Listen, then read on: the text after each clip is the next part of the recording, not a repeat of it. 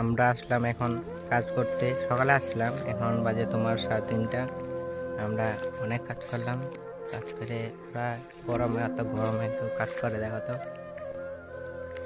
কাজ করে করে মানে জঙ্গলটা পুরোই সাফা করলাম আমরা আমরা মানে সবাই। আর বাকি আছে, এটা কালকের মধ্যে কমপ্লিট হয়ে যাবে। এখানে একটা ফ্যাক্টরি হবে, এখন কিসের ফ্যাক্টরি হয় এটা তো আমি জানি না। আরেকজন গেছে ওখানে জল আনতে, জল আনবে, জলটা এনে অল্প খাবো, হ্যাঁ অল্প রেস্ট করে তারপর কাজে ধরবো আবার। এই যে দেখুন আমাদের দাউ দাউ, তারপর